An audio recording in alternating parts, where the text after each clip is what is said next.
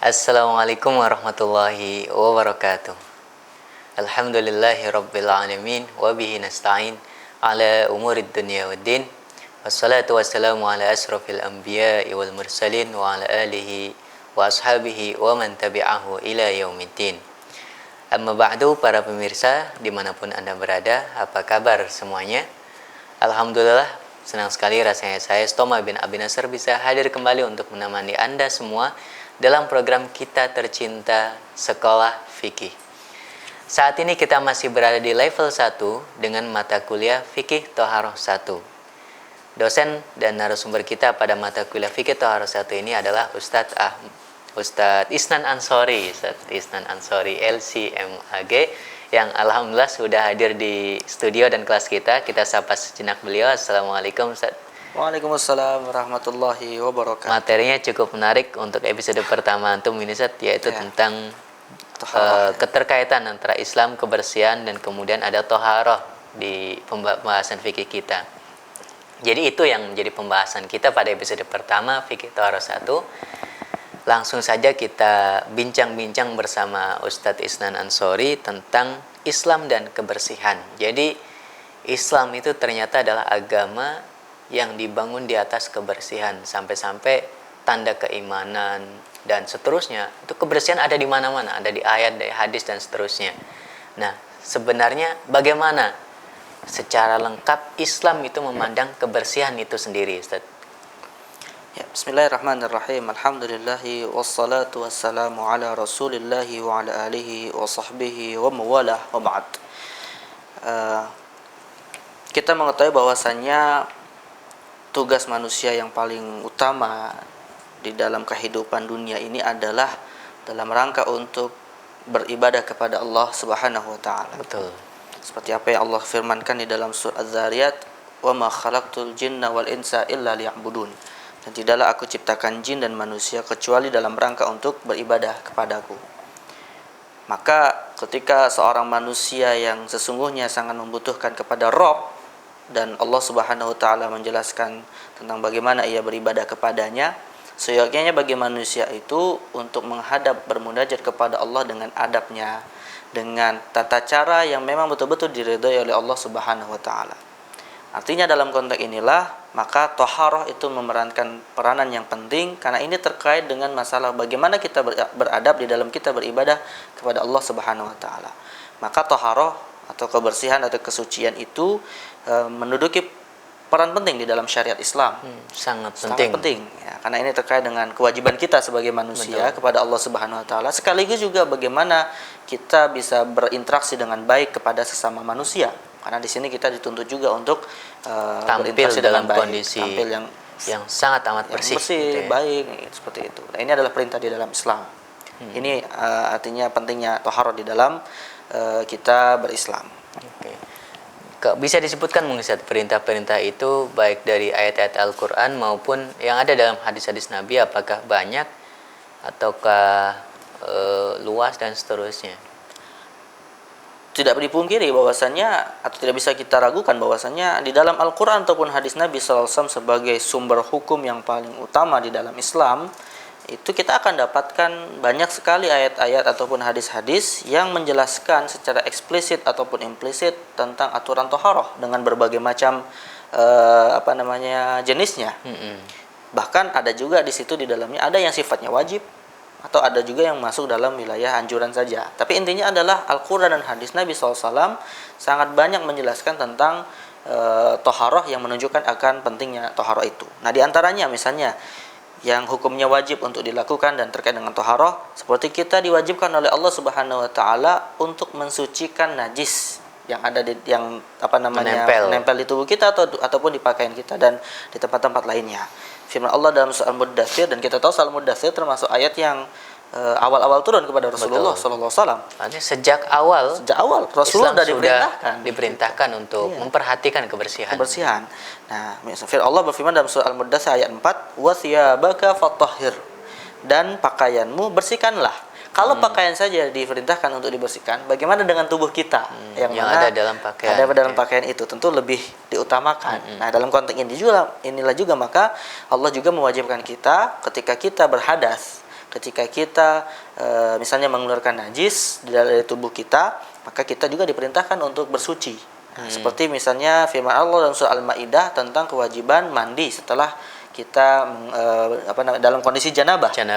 Allah mengatakan wa in kuntum junuban fattahharu. Dan jika kita dalam kondisi junub maka mandilah, bersucilah. Ya. Toharu di sini itu mandi. Ya. Nah, termasuk di dalamnya ada termasuk dalam Al-Qur'an ada satu ayat yang secara detail Allah Subhanahu wa taala menjelaskan tentang praktek ritual wudu. Yaitu jika memang nanti terkait dengan hadas kecil yang ada pada tubuh kita. Dalam surah Al-Maidah ayat 6. Dari praktek sejak awalnya wudu hingga akhir, selesai itu dijelaskan secara detail oleh Allah dalam Al-Qur'an. Allah turun tangan langsung untuk mendetailkan urusan kebersihan ini. Ini menunjukkan bahwasannya taharah juga menjadi sebuah perhatian khusus dari Allah Subhanahu wa taala. Nah, ini kalau terkait dengan hukum-hukum yang wajib. Ada juga berupa anjuran untuk yang terkait dengan bersuci. Misalnya seperti kalau kita baru bangun tidur, maka Rasulullah SAW menganjurkan kita sebelum kita menggunakan air terlebih dahulu, karena memang biasanya manusia kan kalau sudah buang air setelah bangun dari tidur, yang dituju itu kadangkala adalah air. Seringkali adalah kamar mandi untuk menggunakan air di dalamnya. Betul. Gitu kan. Nah, sebelum menggunakan air itu Rasulullah menganjurkan kepada kita untuk terlebih dahulu mencuci tangan kita. Kenapa? Karena kita tidak tahu tangan kita ini posisinya di mana ketika kita tertidur. Nah, bisa jadi memegang sesuatu yang kotor, memegang sesuatu yang najis dan sebagainya. Hal ini bisa kita baca dalam hadis riwayat Imam Bukhari dan Muslim. Ya, bahwasanya Rasul bersabda, "Idza staiqadha ahadukum min naumihi falyaghsil yadahu qabla an yudkhilaha fil ina. Fa inna ahadakum la yadri aina batat yaduhu." Bila salah seorang di antara kalian bangun dari tidurnya, hendaklah dia mencuci kedua tangannya terlebih dahulu sebelum memasukkannya ke dalam wadah air. Karena dia tidak tahu tangannya itu ketika di malam hari posisinya dalam posisi di mana, bagaimana gitu. Dalam posisi bagaimana sebagainya. Nah, termasuk di dalamnya juga anjuran Islam atau bahkan perintah dalam Islam untuk bertoharoh terkait dengan apa yang memang terkait dengan fitrah kita sebagai manusia. Allah Subhanahu wa taala menurunkan syariat tentunya adalah sebuah syariat yang pasti erat kaitannya dengan manusia. Erat kaitannya dengan fitrah manusia. Yaitu diantaranya tidak bertentangan dengan fitrah. Tidak bertentangan dengan sisi kemanusiaan. Dalam konteks inilah kita sebut Islam itu juga ajarannya humanisme, ya. Ajaran yang insaniyah, ajaran yang sesuai dengan kemanusiaan. Nah, misalnya ada perintah untuk khitan. Ya. Bahkan Rasul dalam sebuah hadis menyebutkan arbaun atau khamsun minal fitrah, 5 hal yang terkait dengan fitrah manusia. Al istihdadu wal khitanu wa qassus syaribi wa natful ibti wa taqlimul azfar. Nah, ini di sini Rasul menyebutkan ada 5 perkara yang terkait dengan fitrah manusia yang dianjurkan untuk kita memperhatikannya. Istihdad, memotong bulu kemaluan. Khitan, kemudian memotong qassus syarib, memotong kumis. Wa natful ibti, mencabut bulu ketiak, dan wa taqlimul azfar, memotong kuku kita. Nah, ini adalah fitrah, karena kalau kita lihat orang yang tidak memperhatikan 5 hal ini diantaranya itu biasanya akan dijauhi manusia. Manusia itu enggan untuk dekat dengan orang yang kukunya panjang, kotor, nggak pernah dicuci, kumisnya. Ya, seperti itulah. Berarti yang tidak khitan tidak manusiawi. Tidak insaniah. Bisa dikatakan dia sudah meninggalkan bagian dari fitrahnya. Sudah meninggalkan sesuatu yang melekat pada dirinya, yaitu diantaranya adalah ketika dia sudah dewasa berkhitan. Bukan dewasa saja, sejak kecil pun sudah anjurkan untuk berkhitan dan sebagainya. Atau dalam fakta umat Islam saat ini sebagian besar, apalagi di Indonesia gitu ya, kota-kota jorok, kemudian kamar mandi di masjid, dan seterusnya, kita menyaksikan kotor, jorok itu dilekatkan dengan Islam. Nah, ini bagaimana menjawabnya? Padahal ajaran Islam luar biasa sekali, perintahnya secara langsung ada dalam Al-Quran. Itulah mengapa Imam Muhammad Abduh ya menulis berkata al-Islamu mahjubun bil muslimin. Betul. Karena dia melihat di Eropa yang sebenarnya bukan Islam tetapi menjaga kebersihan, tapi ajaran Islam itu tertutup ada di sana. Gitu. Keindahan Islam tertutup oleh umat Islam sendiri. Perilaku oknum umat Islam. Tapi mungkin jawaban antum perlu diperjelas nanti Ustaz. Hanya saja karena waktu kita terbatas di segmen satu ini, antum lanjutkan lagi jawabannya nanti di segmen kedua. Insyaallah. Para pemirsa, bagaimana jawaban selanjutnya tentang realita umat Islam dengan gagasan utama kebersihan yang ada dalam kitab-kitab suci dan hadis-hadisnya? Nantikan jawaban dan simak jawabannya nanti di segmen kedua. Jangan kemana-mana, tetap bersama Sekolah Fikih.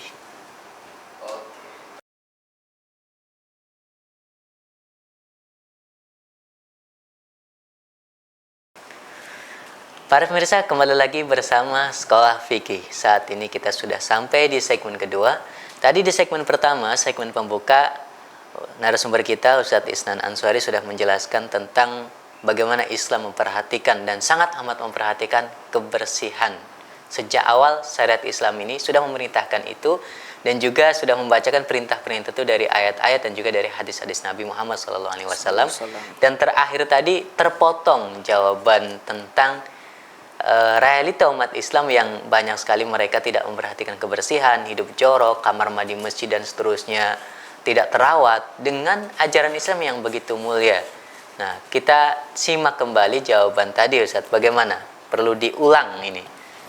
Ya, sebagaimana tadi sudah kita kutip ya perkataan dari seorang ulama besar kontemporer Muhammad Abduh yang mengatakan bahwasanya al-Islam mahjubun bil muslimin. Artinya sisi-sisi negatif khususnya dalam konteks kebersihan yang kita lihat saat ini, artinya umat Islam jauh dan sebagainya, itu sesungguhnya tidak kita sandarkan kepada ajaran Islam yang mereka anut, tetapi itu sebenarnya adalah kondisi di mana umat Islam yang tidak memahami secara benar ajarannya. Maka sebenarnya kalau pertanyaannya adalah mengapa umat Islam kotor, mengapa tidak memperhatikan kebersihan, ya sebab paling pokok adalah terkait dengan ilmu mereka. Terkait dengan ilmu, karena ilmu adalah dasar amal. Ketika ilmu tidak diketahui, ya tentu amalnya akan kacau balau amburadul, nggak jelas seperti itu. Jadi solusinya adalah ajarkan ilmu Islam ini kepada umat Islam itu sendiri gitu ya. Kita sebarkan. Jadi sangat manfaat sekali program yang kita selenggarakan ini. Tayangan ini mudah-mudahan bisa disaksikan oleh umat Islam yang memahami bahasa kita, bahasa Indonesia Ustaz. Benar. Maka penting ya belajar salah satunya fikih thaharah sebagai syarat sah. Al-Islam mahjubun bil muslimin. Atau ada ungkapan lagi mungkin sama-sama dari Muhammad Abduh yang najidul Islam wala najidul muslimin itu ya. Ya maknanya hampir sama. Hampir sama ya. Intinya substansinya adalah segala sesuatu yang bersifat negatif sebenarnya tidak relevan kita sandarkan kepada Islam. Misalnya sekarang isu terorisme, ya misalnya, ya Islam tidak pernah mengajarkan hal itu gitu, karena itu adalah ya istilahnya kalaupun oknum, ada itu oknum gitu, oknum yang disandarkan saya kira Islam. Begitu jawabannya pemirsa, bahwa kalaupun ada umat Islam yang tidak mempraktekkan ajaran Islam ini, bisa jadi karena dua hal tadi. Pertama, ilmunya belum nyampe ke mereka, atau kedua, salah ilmunya seperti terorisme itu tadi gitu ya. Benar. Nah, selanjutnya masih tentang kebersihan. Kalau tadi bicara tentang perintah-perintah Al-Quran dan hadis terhadap kebersihan itu, sekarang kedudukannya Ustaz. Kedudukan bersuci di dalam syariah itu seperti apa? Kita sudah tahu tadi bahwasanya Islam sangat memperhatikan toharoh. Artinya di samping Islam memperhatikan toharoh secara detail, juga ajaran Islam memberikan semacam reward, memberikan semacam balasan yang menunjukkan kedudukan penting terkait dengan ibadah toharoh ini. Bisa kita lihat berdasarkan 4 hal ya, yang menunjukkan akan pentingnya ahamiyatut toharoh ya, kedudukan toharoh di dalam Islam. 4 hal. Yang pertama adalah di dalam Al-Quran Allah Subhanahu Wa Taala menjelaskan bahwasannya di antara orang-orang yang Ia cintai adalah orang-orang yang senantiasa bersuci. Jadi bersuci dicintai oleh Allah Subhanahu wa Ta'ala. Ini yang pertama ya. Sebagaimana Allah katakan dalam surah At-Taubah ayat 108 dan juga dengan makna yang sama dalam Al-Baqarah ayat 222. Innallaha yuhibbut tawwabina wa yuhibbul mutatahhirin. Bahkan dalam asbabun nuzul terkait dengan ayat ini, yaitu turun kepada penduduk Kuba ya, yang mereka kalau buang air besar itu selain istijmar juga menggunakan air untuk bersuci, menunjukkan kecintaan Allah kepada mereka. Yang kedua, kedudukan toharo juga bisa kita lihat dari aspek bahwasannya toharo itu merupakan bagian dari keimanan seorang muslim. Jadi iman atau toharo itu adalah iman gitu ya. Nah, toharo adalah iman. Dalam arti ya secara apa namanya bisa kita balik ya. Seorang yang tidak menjaga kebersihannya berarti ada Imannya masalah kurang. dengan imannya. Oke. Ada masalah dengan imannya. Nah, ini seperti yang disabdakan Rasulullah dalam riwayat Imam Muslim, at-tahuru syatrul iman. Rasul mengatakan begitu, bahwasanya kesucian itu adalah sebagian dari iman. Nah, ini menunjukkan bahwasanya taharah juga memiliki kedudukan yang penting. Bahkan bukan saja dalam konteks bersuci seperti wudhu atau mandi janabah, dalam konteks kita menjaga penampilan itu juga bagian dari kita menunjukkan keimanan kita, menunjukkan kita sebagai seorang mukmin. Oke. Nah, dalam sebuah riwayat Abu Daud disebutkan bahwasanya Rasulullah pernah melihat seorang sahabat Nabi yang pakaiannya acak-acakan, rambutnya acak-acakan ya, pakaiannya kumal, dan Rasulullah akhirnya apa istilahnya itu dalam seolah-olah mencela apa yang terjadi pada orang ini. Amma kana hadza yajidu ma yusakinu bihi sya'rah? Apakah orang ini tidak memiliki sesuatu yang bisa menyisir rambutnya? Sisir gitu ya. Sisir, nah, itu. Jadi ini kan tidak terkait dengan masalah dia mau beribadah atau tidak, gitu kan? Jadi Rasul juga memperhatikan sisir kalau begitu ya. Benar. Ya, artinya penampilannya, media sebagai untuk dia memperlihatkan dirinya sebagai seorang mukmin. Dari hadis ini bisa kita pahami bahwasanya mukmin itu bukan saja dia datang ke masjid dalam rangka beribadah dan sebagainya. Mukmin itu adalah yang mana tampilannya itu ketika bertemu dengan orang ataupun intinya tampilannya itu adalah sesuatu yang enak dipandang. Oke. Karena orang yang menyisir rambutnya kan rapi seperti itu. Betul. Nah, ini adalah Itu yang membuktikan sebagian dari imannya. Selain yang dua tadi, kedudukan. Dan yang ketiga tentunya adalah pentingnya toharoh kalau kita kaitkan dengan ibadah. Sebagaimana tadi di awal kita sudah jelaskan bahwasanya ibadah itu merupakan kewajiban seorang muslim, bahkan manusia secara umum kepada penciptanya. Maka tentu ibadah itu untuk sah atau tidaknya sebuah ibadah harus dilandasi sebuah toharoh. Maka di sini bisa kita katakan kedudukan ketiganya adalah kesucian atau toharoh sebagai salah satu syarat sahnya ibadah. Maka dalam sebuah hadis riwayat Abu Daud, Tirmizi dan Ibnu Majah, Rasulullah bersabda, miftahus salatit tahur, bahwasanya kunci dari sahnya ibadah salat adalah tahur, kesucian.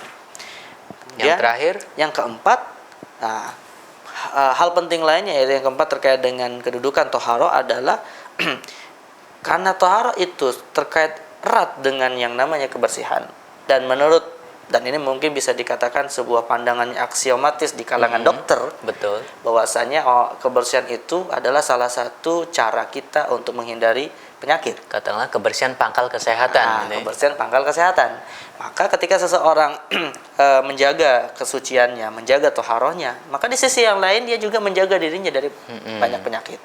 Dan ini relevan dengan hadis Nabi yang mana Rasulullah bersabda yang kemudian menjadi kaidah pokok di dalam kaidah-kaidah fikih Islam. Rasul mengatakan la darar wala dirar. Ya, tidak boleh kita membahayakan diri kita dan membahayakan orang lain. Nah, termasuk membahayakan diri kita adalah kalau kita tidak menjaga kebersihan.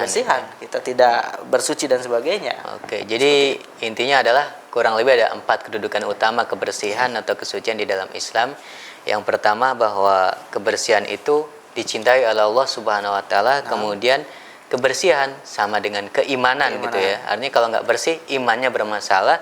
Dan yang ketiga, kebersihan itu syarat daripada ibadah gitu ya. Bahkan menjadi syarat sah daripada ibadah itu sendiri. Kemudian yang terakhir, yang keempat adalah kebersihan adalah pangkal kesehatan. Itu yang diajarkan di dalam ajaran agama Islam. Ini agama Islam yang dulu diajarkan dan dipraktekkan oleh umat Islam terdahulu. Nah, konon pada saat umat Islam maju dan luar biasa saat dulu itu pernah ada kaum-kaum yang selain Islam yang kondisinya sangat terbelakang. Yang sangat terbelakang ini kemudian dari sisi kebersihan saja sangat kalah jauh dibanding dengan umat Islam. Bisa diceritakan memang ada yang seperti itu, Ustaz?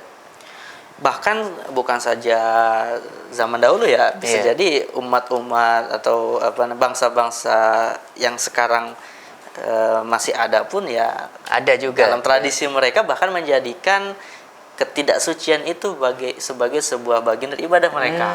Gitu. Nah, misalnya kalau dalam konteks zaman dahulu misalnya ya kita bisa lihat dalam sejarah bangsa Spanyol ya, itu khususnya memang ketika itu terjadi konflik antara umat Islam dengan orang-orang Spanyol. kita tahu bahwasanya umat Islam berkuasa selama 7 abad di Andalus. Di Andalus, sekarang ini wilayah Spanyol, Portugis dan sekitarnya gitu ya. Sebagian Prancis gitu ya. Sebagian Prancis dan sebagainya. Itu pada abad ke-15 Hijriah, lebih tepatnya ketika Spanyol atau umat Islam berhasil dihancurkan oleh dua raja atau ratu dan raja yang bersekutu, Raja Ferdinand dan Ratu Isabella tahun 1451 hingga 1504. Ada dua orang raja yang terkenal dengan jarang mandinya gitu.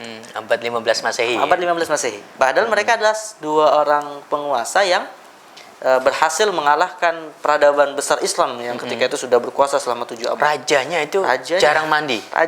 Bukan rajanya, ratunya. Ratunya Yang diriwayatkan sebagai orang yang jarang mandi gitu.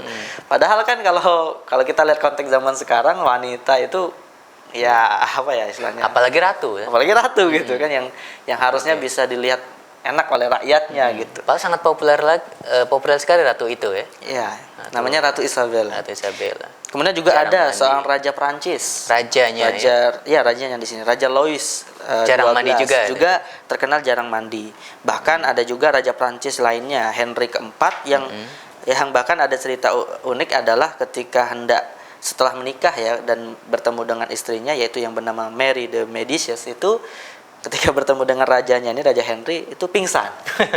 Karena Pingsannya bukan karena takut dengan rajanya, bukan karena rajanya kejam. karena mungkin dia jarang mandi, baunya luar biasa. Nah, itu gitu ya. masalahnya. Dia pingsannya itu karena mencium bau yang tidak enak dari badannya. Luar biasa. Nah, itu ternyata mereka punya kisah unik. Pingsan ya. Padahal Islam sejak 20 sejak 15 abad yang lalu gitu ya. sudah mengajarkan tentang hal itu. Rasulullah sendiri mengatakan apa dalam sebuah riwayat? Maukah engkau bersih suci ya? Atau Rasul menyebutkan dalam sebuah hadis kalau orang itu di depan rumahnya ada kali, dia 5 kali sehari semalam yang mandi sholat di sana, itu maksudnya gitu ya? seperti sholat. Ya memang kan ketika orang sholat wajib wudu, wajib betul. bersuci dan sebagainya. Bayangkan 5 kali sehari semalam. Nah, ini Islam luar biasa. Ini dalam seumur hidupnya Itu zaman dulu, Zat. Itu zaman dulu. Yang zaman sekarang ada. Zaman sekarang misalnya kita bisa melihat kondisi Sungai Gangga misalnya di India yang memang dianggap suci oleh penganut agama Hindu. Nah, itu mereka malah membanggakan dirinya kalau mereka bisa istilahnya tuh berkotor-kotoran di sungai itu. Jadi siapa yang paling kotor, paling suci gitu mungkin. Ya semuanya seperti itulah, Mas. Luar biasa sekali Ustaz jawabannya. Apalagi kisah-kisah yang unik tadi. Para pemirsa, akhirnya di segmen kedua ini tentang Islam ternyata punya mendudukan atau memposisikan kebersihan sangat luar biasa tingginya jika dibandingkan dengan peradaban-peradaban yang lain yang sezamannya ataupun yang kalah zamannya dan seterusnya. Islam luar biasa, lebih tinggi dari sisi kebersihan daripada yang lain. Nah, kita akan membahas tentang toharoh, definisinya dan seterusnya, karena ini bagian utama dalam fikih Islam. Nanti di segmen ketiga, jangan kemana-mana, tetap bersama Sekolah Fikih.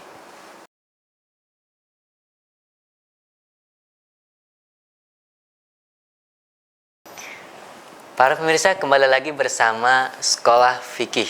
Kita sekarang di segmen yang ketiga mau membahas tentang sesuatu yang sangat amat penting di dalam fikih pertama kita, yaitu fikih toharoh. Apa itu yang penting? Definisinya kira-kira apa? Kita sering mendengar kata toharoh dan seterusnya. Nah, penjelasan tentang definisinya kira-kira seperti apa tentang toharoh itu?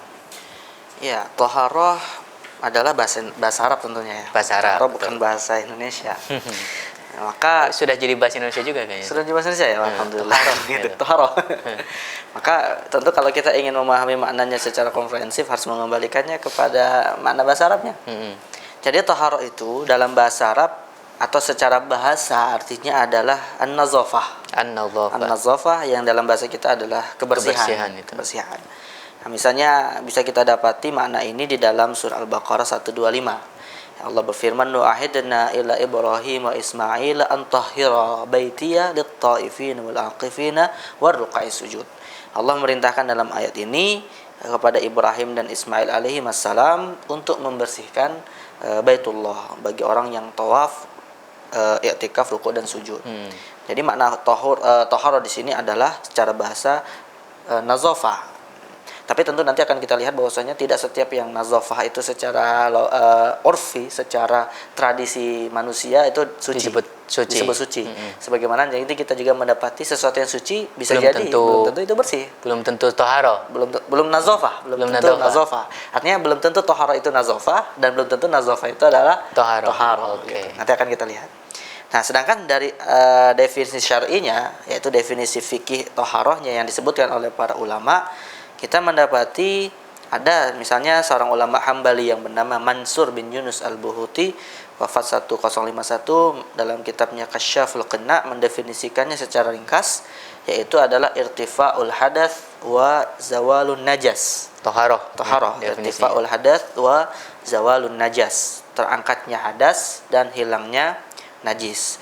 Namun ada definisi yang lebih detail yang disebutkan oleh seorang ulama dari mazhab Syafi'i, Imam Taqiyuddin al-Husni atau al-Khusani, wafat 829 Hijriah, dalam kitabnya Kifayatul Akhyar Syarah Ghayatul Ikhtisar mengatakan bahwasanya toharo itu definisinya adalah secara syar'i raf'ul hadath wa izalatun najas au fi ma'nahuma au ala suratihima. Penjelasannya gimana tuh definisinya? Di sini sekali. Ada tambahan au fi ma'nahuma au ala suratihima daripada definisi yang tadi dari gitu sebelumnya yang definisi Syekh Buhuti itu. Atau yang secara terjemahannya lebih kita terjemahkan sesuatu yang sama maknanya atau bentuknya, yaitu terkait dengan mengangkat hadas atau membersihkan najis. Maknanya adalah apa yang dimaksud dengan sama maknanya? Maknanya begini, sebagai satu contoh, kadang kita kan bisa dikatakan setiap hari mandi nih. Betul. Tapi mandi kita itu bukan dalam rangka untuk toharoh. Belum terkait untuk toharoh. Nah, maknanya kebersihan saja. Kebersihan saja. Nah, dalam konteks ini maka bisa dikatakan orang yang mandi walaupun bukan dalam rangka untuk bersuci, itu juga disebut dengan bertoharoh. Sebagaimana kita juga sudah punya wudu, sebenarnya sholat kita sah dengan wudu kita, tapi kadang kita mengulangi wudu kita. Tajdidul wudu. Atau kita misalnya hendak melakukan sebuah aktivitas di mana, atau misalnya kita suntuk nih, suntuk dalam bekerja, suntuk dalam belajar dan sebagainya. Nah, cara kita biasanya untuk menghilangkan suntuk itu misalnya dengan wudu. Padahal wudu itu bukan diperuntukkan dalam rangka untuk sholat. Nah, maka makna toharoh atau mengangkat hadas dan izalatun najas yang semakna dengan definisi ini, maknanya adalah aktivitas bersuci yang dilakukan bukan dalam rangka untuk sholat, untuk ibadah gitu ya. Okay. Nah, ini definisi secara istilah syar'i. Baik, jadi definisi secara bahasa tadi para pemirsa, toharoh itu kurang lebih bersinonim dengan kata an-nadhafah atau kebersihan. Ya. Sedangkan dari sisi istilah, toharoh memiliki panjang definisinya, baik dari madhab Hanafi, Malik, Imam Syafi'i, itu yang tadi sudah dijelaskan sama Ustadz Isnan. Selanjutnya mungkin kita akan bicara tentang toharoh apakah terkait dengan pembahasan di segmen berikutnya tadi. Sesuatu yang kita bahas sangat penting yaitu kebersihan. Jadi keterkaitan antara toharoh dan kebersihan itu apa? Walaupun tadi makna secara bahasanya toharoh adalah kebersihan. Benar. Tapi itu kan secara bahasa. Sedangkan secara syariah apakah terkait, apakah bersih sama dengan suci atau suci sama bersih gitu. Mungkin bisa kita juga kaitkan dengan ada sebuah kata-kata yang masyhur ya, biasanya ditempel-tempel di masjid apa gitu. Apa itu? An-nazafatu minal iman. Oh iya. Padahal kan bagian dari iman. Padahal kan kita yakin ini bukan hadis ya. Meskipun secara makna ya kita tidak pungkiri itu maknanya benar. Apalagi ada tadi yang antum sebutkan at-tahur syatrul iman gitu ya. Kesucian sebagian dari iman. Kita bisa memahami artinya ada titik poin persamaan antara kesucian dan kebersihan. Tetapi juga ada titik perbedaan antara kesucian dan kebersihan. Ada sesuatu yang dianggap suci, tetapi secara urfi, secara tradisi manusia melihatnya itu adalah kotor, tidak bersih. Iya. Misalnya sesuatu yang dianggap suci tapi bagi manusia itu kotor. Kalau kita misalnya hendak sholat tapi tidak mampu untuk berwudu, akan ada penggantinya. Disyariatkan yang namanya tayamum. Tayamum menggunakan tanah. Nah, secara logika akal kita kan tanah itu kotor gitu kan. Nah, kenapa mau sholat malah berkotor dengan tanah gitu. Ya, maknanya adalah itu suci dalam pandangan syariat, atau tohoroh, namun dalam pandangan logika kita itu sesuatu yang kotor. kotor. Jadi kotor suci itu bisa juga dengan sesuatu yang kotor dalam pandangan kita gitu ya. Benar. Dan ada juga yang dia dianggap bersih dalam pandangan kita atau di pandangan sebagian manusia, tetapi di dalam pandangan syariat itu sesuatu yang tidak bersih atau sesuatu yang tidak suci.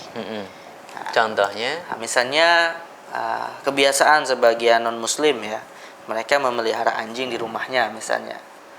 Ya, anjing itu dimandikan sebagaimana dia mandi, bahkan mandinya pun bareng dengan anjingnya misalnya. bahkan ada salon anjing. Bahkan ada salon anjing dan sebagainya gitu.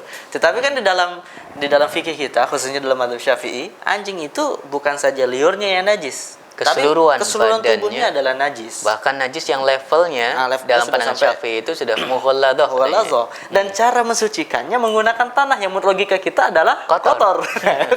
Jadi ini kelihatan banget perbedaan antara bersih dan suci. gitu. Dalam bersih dalam pandangan manusia dan suci dalam pandangan syariat. Betul.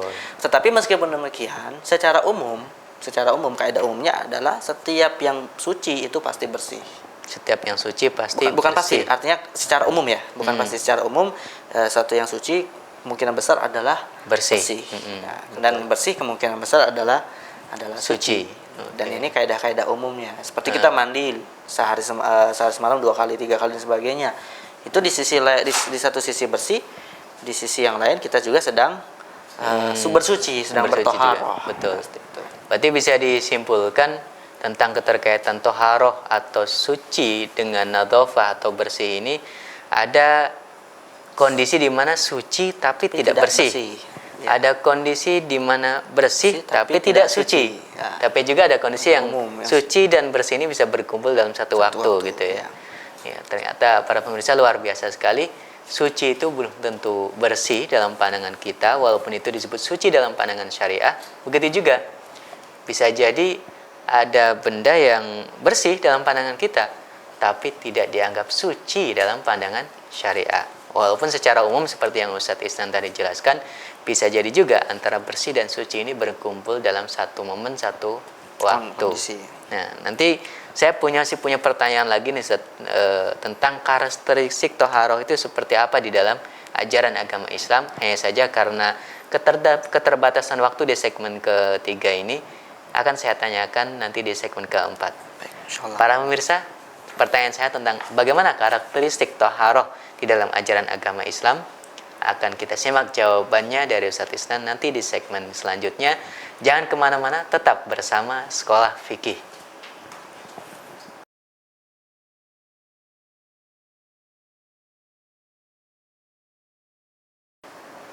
Para pemirsa, kembali lagi bersama Sekolah Fikih. Kita sudah sampai di segmen yang keempat.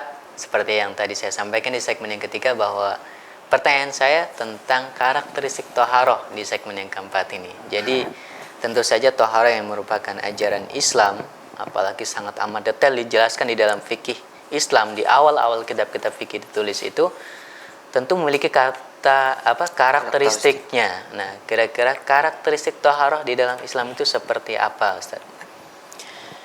Jadi yang namanya karakteristik itu kan adalah sesuatu yang khas dalam toharoh ya. Dari awal tadi kita sudah secara panjang lebar menjelaskan bahwasannya tidak selalu yang namanya bersih itu toharoh. Tidak selalu namanya bersih itu suci. Sebagaimana sebaliknya, tidak sesuatu yang suci dipastikan dia bersih dalam pandangan kita manusia gitu ya.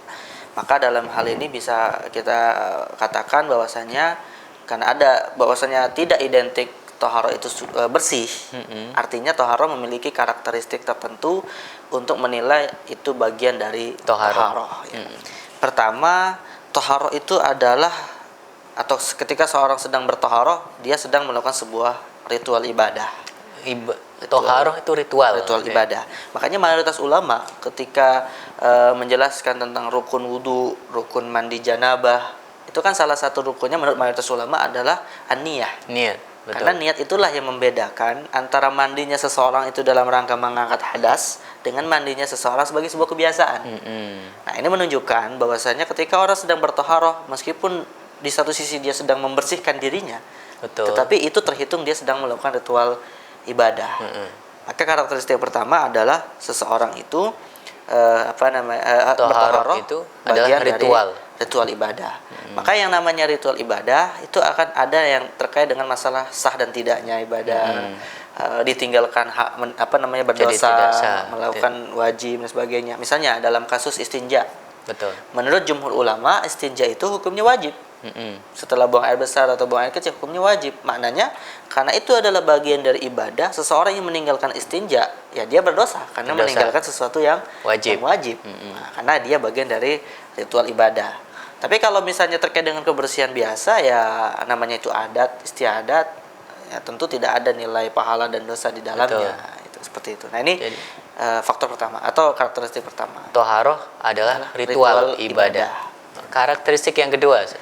Yang kedua, di dalam menentukan sesuatu itu atau dalam menentukan aspek toharohnya sesuatu, apakah ini suci atau ini najis, maka yang menjadi dasar dan landasan itu bukanlah logika dan akal kita. Jadi atau bahkan perasaan kita. Tolak ukurnya bukan perasaan, bukan akal, bukan logika. Tolak ukurnya adalah syariat Allah Subhanahu wa taala. Allah lah yang menetapkan dan Rasulullah SAW menetapkan ini adalah suci atau tidak. Ini adalah tohir atau najis dan sebagainya. Seperti tadi itu ya, anjing yang sudah dibersihkan sedemikian rupa dengan sampo yang mahal, sabun yang mahal, bahkan rumahnya mungkin lebih bersih daripada rumah manusia gitu ya. Di Eropa terjadi seperti itu.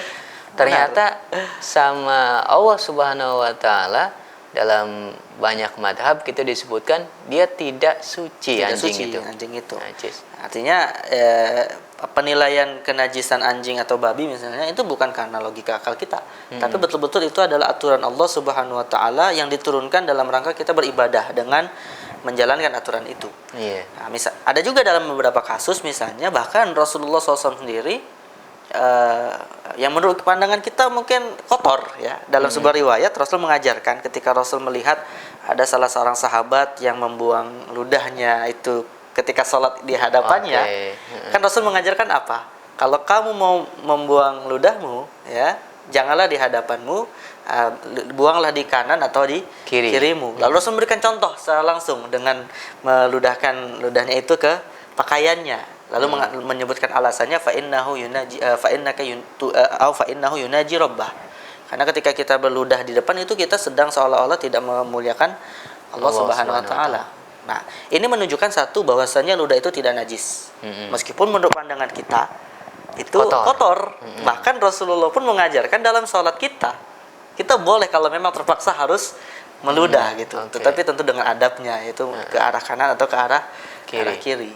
Nah, maka penilaian itu najis atau tidak itu bukan berdasarkan logika kita, bukan perasaan kita, tetapi berdasarkan syariat Allah Subhanahu wa taala. Tolak ukurnya dari syariat, dari Al-Qur'an maupun dari As-Sunnah intinya gitu. Itu karakteristik yang kedua. Karakteristik yang ketiga masih ada, Ustaz? Maka karakteristik ketiga kesimpulannya adalah karena itu bukan berdasarkan logika dan perasaan kita, yaitu berdasarkan syariat, maka penjelasan lebih detailnya adalah syariat Allah Subhanahu wa taala itu kemudian secara konkret dan real termaktub di dalam dua pusaka yang ditinggalkan oleh Rasulullah Muhammad SAW, yaitu Al-Qur'anu was Sunnah. Maka toharoh karakteristik ketiganya adalah sumber standarnya itu adalah Al-Quran dan hadis Nabi Sallallahu Alaihi Wasallam. Sumber rujukannya adalah apa itu toharoh, bagaimana bertoharoh dan karakteristiknya dan seterusnya itu sumbernya dari kitab suci. Al-Quran dan Sunnah Nabi. Toharoh itu wahyu, gitu ya? Iya, toharoh adalah wahyu Allah atau penjelasannya berdasarkan wahyu Allah Subhanahu wa taala. Termasuk tentang definisi-definisinya dan seterusnya itu harus dilandaskan dari wahyu itu. Allah Subhanahu wa taala. Masih ada karakteristik yang lain? Setidaknya ini 3 karakteristik paling penting dan pokok di dalam toharoh.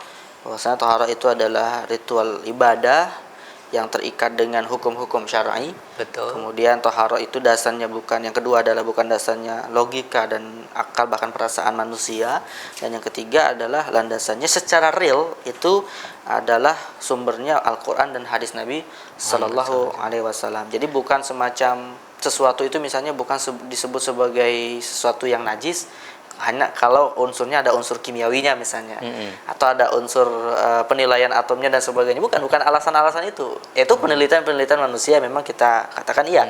Tetapi Mungkin, untuk menilai najis itu bukan katakanlah yang ditemukan oleh manusia-manusia sekarang tentang di najis ini terdapat senyawa tertentu dan seterusnya, katakanlah hikmah gitu ya. Ya, bisa disebut seperti Hikmah itu. yang Bisa disebut seperti itu. ditemukan oleh para ilmuwan sekarang yang justru malah menegaskan betapa benarnya syariat Islam itu gitu ya. Benar.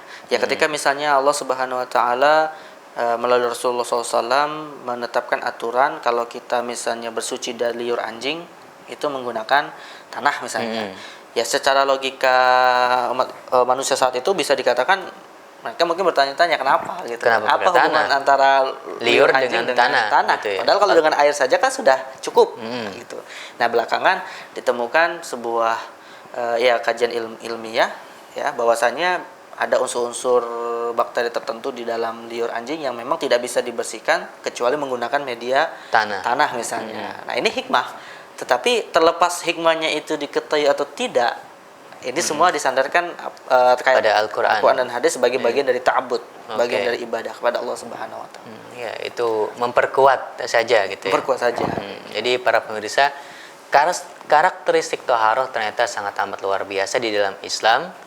Jadi ada 3 hal kurang lebih yang bisa disebutkan sama Ustaz Isnan tadi di segmen keempat ini, bahwa toharoh gitu ya, itu ternyata yang pertama adalah sebuah ritual ibadah.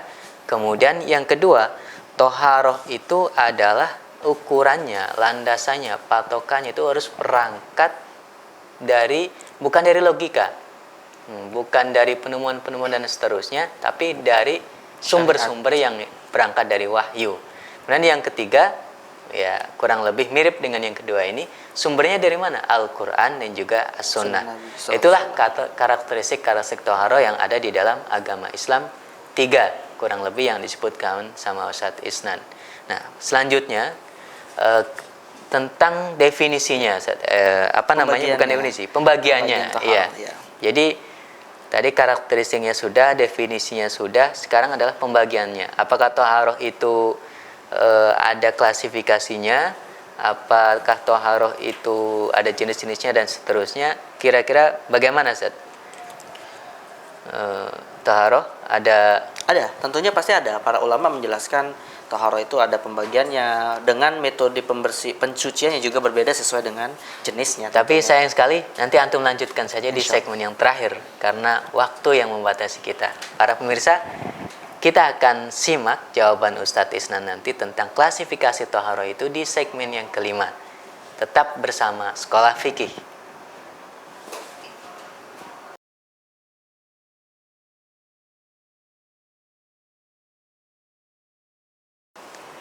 Para pemirsa, sampailah kita di segmen terakhir atau segmen kelima. Di segmen kelima ini kita akan menutup sesi tentang toharoh ini dengan mengetahui atau membincang klasifikasi toharoh itu seperti apa. Seperti yang tadi sudah saya sempat tanyakan di akhir segmen keempat. Jadi kira-kira klasifikasinya seperti apa, Zat? Jenis-jenisnya atau pembagiannya dan seterusnya yang ada dalam kitab-kitab fikihnya para ulama. Jika kita mendasarkan kepada definisi toharoh ya, yang tadi disebutkan oleh Syekh Mansur bin Yunus Al-Buhuti, kemudian lebih diperjelas oleh Syekh Taqiyuddin Al-Husna tadi, kita mendapatkan bahwasannya toharoh itu bisa dibedakan, diklasifikasikan menjadi 2 jenis. Secara umum garis besarnya itu ada 2. Ada 2. Dan ini disepakati para ulama kita sudah berdasarkan ijma, yaitu toharoh yang pertama adalah raf'ul hadas, mengangkat hadas. Dan kedua izalatun najasah, membersihkan, mensucikan najis. Dari istilah raf'un dan izalah saja itu sudah kita pahami berbeda ya. Kalau raf'u itu seolah-olah adalah najis ini sesuatu yang tidak ada zatnya, maka perlu diangkat. Nah, sedangkan kalau izalah adalah sesuatu yang sudah ada zatnya dan dihilangkan. Nah, maka kemudian dari definisi ini bisa dibagi 2, bahwasanya toharoh itu 1 toharoh dari hadas, kedua toharoh dari najis. Ya. Dan tentu masing-masing cara mensucikannya sebagai salah satu syarat sah salat itu akan berbeda juga dalam 2 kondisi seperti itu. Jadi toharoh dari hadas itu ada klasifikasinya juga dan pengertiannya kira-kira apa toharoh dari hadas? Jadi kalau toharoh dari hadas, meskipun nanti insya Allah kita akan secara detail ya. Iya, nanti ada pembahasan pembagiannya, tentang ada hadas. episode khusus para pemirsa tentang apa itu hadas, lebih detail lagi tentang hadas, termasuk tentang najis juga. Tentang najis juga, ya. Tapi sebagai gambaran, sebagai pengantar untuk sampai ke sana, kita bahas secara sekilas tentang dua toharoh ini, baik toharoh dari hadas maupun toharoh dari najis. Ya. Iya. Kalau kita mulai dari toharoh dari hadas misalnya, yang pembagian pertama ya. Jadi hadas itu adalah sebuah hadas itu adalah sesuatu yang bisa menghalangi seseorang dari ibadah, yang mana cara mensucikannya secara khusus dengan sebuah ritual. Sebuah ritual. Maka dari pengertian secara umum ini, kemudian para ulama sepakat membagi hadas itu menjadi dua. Karena nanti memang ritual yang digunakan dalam rangka membersihkan dua macam hadas ini berbeda sesuai dengan tingkatan kualitas dua hadasnya. Hadas itu apa? Ya. Hadas yang pertama biasa ulama menyebutnya dengan istilah hadas akbar atau hadas besar. Dan yang kedua adalah hadas asghar, hadas kecil. Ya. Di mana, nah ini pembagian hadas yang mana sebab-sebabnya apa seseorang itu disebut dengan berhadas besar atau berhadas kecil, insyaallah nanti kita akan bahas di dalam fikih toharoh hadas secara khusus. Tapi secara umum adalah ketika seseorang berada dalam kondisi hadas besar, misalnya seperti wanita yang baru selesai haid atau janabah dan sebagainya, maka cara mensucikannya adalah dengan al-ghusl, dengan mandi janabah. Nah, sedangkan kalau seorang yang dalam kondisi hadas kecil, misalnya buang air besar atau buang air kecil, buang angin dari duburnya, kemudian dalam beberapa mazhab ada yang mengatakan kalau makan daging yang dibakar misalnya gitu kan, itu atau juga, menyentuh itu juga lawan hadas jenis, gitu itu ya? disebut dengan hadas juga. Cara membersihkannya adalah dengan ritual wudu. Nah, dengan ritual wudu. Nah, kemudian di dalam fikih terkait toharoh dari hadas ini, kemudian juga para ulama membahas tentang kalau misalnya seseorang tidak bisa menggunakan air untuk mandi atau wudu, maka juga ada dispensasi yang Allah berikan, yaitu berupa tayamum. Jadi solusinya ada gitu ya, ketika nggak ada air, nggak ada atau nggak bisa menggunakan air walaupun ada gitu ya. Walaupun ada ya. Jadi satu tidak ada air, kedua ada tapi tidak mampu, maka ada dispensasi dengan ritual lain, solusinya adalah tayamum. Nah, biasanya nanti juga setelah tayamum ada juga kondisi-kondisi tertentu seseorang juga tidak mampu menggunakan media tayamum. Nah, ini juga dikaji di dalam fikih toharoh dari hadas yang disebut dengan faqih tahuraini misalnya. Nah, ini adalah istilahnya itu klasifikasi pertama dari hadas. Bukan dari hadas, dari toharoh dari hadas, bersuci dari hadas. Bersuci dari hadas. Ya, yang kedua adalah klasifikasi kedua dari najis, toharoh adalah toharoh dari najis. Ya kalau najis, bagaimana tadi juga sempat kita singgung, adalah sesuatu yang menghalangi seseorang dari melakukan ibadah dan zatnya itu tampak. Nah, biasanya secara umum cara mensucikannya itu tidak menggunakan ritual tertentu. Ya kadang ada beberapa ritual tertentu kalau dikaitkan dengan tingkatan najisnya. Maka para ulama juga membahas terkait dengan najis ini, pertama dari berdasarkan tingkatan kesulitan dalam mensucikannya. Ada yang ritualnya memercikan dengan air, ritualnya bahkan pakai tanah gitu kan. Bahkan dalam mazhab Hambali yang akan kita bahas juga nanti, ketika mereka berbicara tentang najis yang ritualnya bukan dengan dipercikan dan dengan menggunakan tanah, mereka sampai mengatakan, yaitu dalam najis mutawasitoh ya, istilah mereka najis pertengahan itu, kalau orang buang air besar itu dicucikan sebanyak 7 kali gayungan, 7 kali siraman gitu. Meskipun ini membersihkan dari najis gitu. Tetapi ya ini mazhab ya. Dalam arti dari aspek tingkat kesulitan itu juga ada beberapa perbedaan. Sumbernya bisa disimpulkan mungkin ya bahwa klasifikasi toharoh itu ada dua secara umum, toharoh dari najis, toharoh dari hadas atau toharoh dari najis. Dua ini. Hadas itu sesuatu yang mungkin abstrak gitu ya, tidak terlihat, Hmm. tetapi Dibersihkan dengan ritual. ada hukumnya, ada sifatnya yang harus diangkat gitu. Benar, Sedangkan najis itu sesuatu yang tampak, nyata, Konkret. makanya harus dibersihkan. Bersihkan, ya. Tercium baunya, ada warnanya, ada aromanya gitu ya.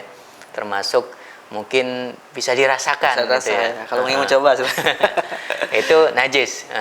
Nah, untuk menghilangkan hadas ada Ritual dua cara secara umum gitu ya. ya. Tergantung hadasnya apa. bentuknya. Kalau hadas besar harus mandi, kalau hadas kecil harus wudu. wudu. Kalau nggak bisa mandi, nggak bisa wudu karena nggak ada air, ada tayamum. Tayamum. Atau karena nggak bisa ada air tapi nggak bisa, ada tayamum gitu. Ya. Atau nggak bisa pakai debu dan nggak bisa pakai air, dia disebut sebagai orang yang faqidut tahurain. Oke. Sedangkan najis tadi Intinya kalau najis itu memang medianya secara umum adalah menggunakan air ya. Tetapi yang menjadi standarnya adalah zat najisnya itu sudah betul-betul hilang tiga sifatnya. Tiga rasa, sifatnya. bau dan warnanya. intinya di situ. Intinya gitu di ya. situ. Kalau itu udah hilang selesai gitu ya. Ya. Oke. Para pemirsa, itulah klasifikasi daripada toharoh yang ada dalam kitab-kitab fikih toharoh. Yang intinya seperti itu, tapi nanti penjelasan lebih detail kita punya episode khusus tentang hadas. Begitu juga kita juga punya episode khusus tentang najis. Masih bersama dosen dan narasumber kita di dalam fikih toharoh ini, Ustadz Isnan Ansori gitu. Nah, di episode di sini kita baru secara sekilas saja untuk mengantarkan pemahaman kita kepada najis dan hadas pada episode berikutnya. Para pemirsa, akhirnya kita sampai pada penghujung acara Sekolah Fikih di episode kali ini. Bagi para pemirsa yang belum tergabung dengan Sekolah Fikih, kami persilahkan untuk mengunjungi website kami di sekolahfikih.com. Di sana Anda semuanya bisa melakukan registrasi, kemudian bisa mengakses informasi sekaligus materi-materi, baik dalam bentuk video, baik dalam bentuk e-book, dan seterusnya. Dan bagi para mahasiswa kami yang sudah tergabung dan terdaftar di Sekolah Fikih, kami persilahkan untuk mengerjakan soal-soal latihan yang sudah kami sediakan di episode pertama dari Fikih Toharoh 1 ini.